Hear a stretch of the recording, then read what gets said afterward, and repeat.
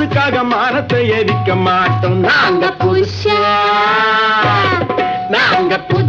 கட்டிக்கிட்ட ஜோடிதானுங்க, நல்ல பாட்டு பாடிக்குவாரம் பாடிதானுங்க.